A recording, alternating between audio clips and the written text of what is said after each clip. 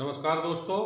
देखिए दोस्तों, जीवन लंबा होता है और जीवन की वास्तविकता के लिए आपको जीवन की वास्तविकता पर ही रहना चाहिए। जब आप वास्तविकता से और रियलिटी से हट जाते हैं तो वो जीवन का दिखावा होता है। जीवन का कोई भी क्षेत्र हो, कभी आपने देखा है कि ऐसे विद्यार्थी जो तैयारी कर रहे हैं 24 घंटे उनके हाथ में किताब रहती है, लेकिन जब सफलता मिलने को होती है तो पता लगता है कि वो फेल हो गए, क्योंकि वो दिखावा एक करते हैं। इससे वो ये शो करते हैं अपने पेरेंट्स को, मैं पढ़ रहा हूँ। रिश्तेदार कोई आ जाए तो वे शो करते हैं कि मैं पढ़ रहा हूँ। अगर उनसे किसी काम का कहा जाए तो वे शो करते हैं कि मैं पढ़ रहा हूँ, जबकि वास्तविकता वो होती है कि वो किताब लिए बैठे रहते हैं, दिखावा करते हैं और उसके बाद भी फेल हो जाते हैं। कुछ विद्यार्थी ऐसे होते हैं जो निश्चित घंटों तक पढ़ते हैं, घर वालों का काम भी करते हैं, उनका साथ भी देते हैं, अन्य लोगों से भी बात करते हैं और उसके बावजूद भी वो कंपटीशन निकाल देते हैं।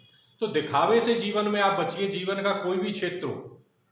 एक दिन का उदाहरण मैं आपको एक छोटी सी कहानी बताता हूँ कि पति पत्नी एक बार एक चिड़ियाघर देखने के लिए गए।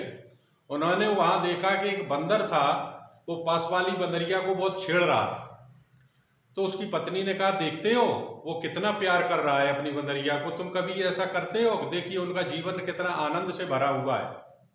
कुछ दूर जब वो आगे गए तो उन्होंने देखा कि एक शेरनी दूर बैठी हुई थी और एक शेर दूर बैठा हुआ था। तो एक दूसरे से वो बोल भी नहीं रहे थे।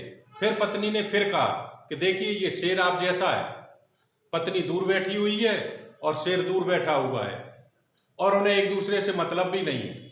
इसके बाद पति ने कुछ कहा और उसने कहा कि एक डंडा उठा करके लाओ और डंडा इस बंदर के पास फेंकिए। जैसे ही उसने उस बंदर के पास उस डंडे को फेंका तो बंदर बंदरिया को छोड़ के तुरंत पेड़ पर चढ़ गया अपने प्राणों को बचाने के लिए।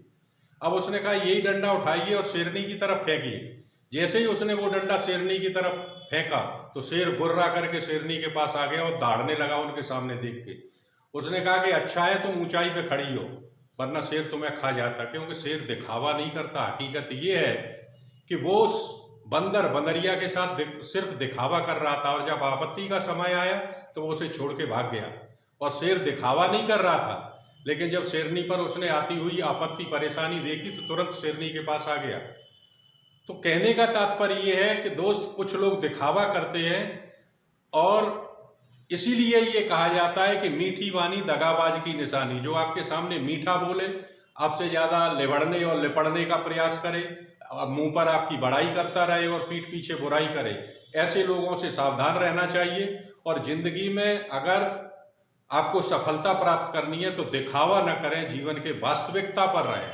जय हिंद, जय भारत।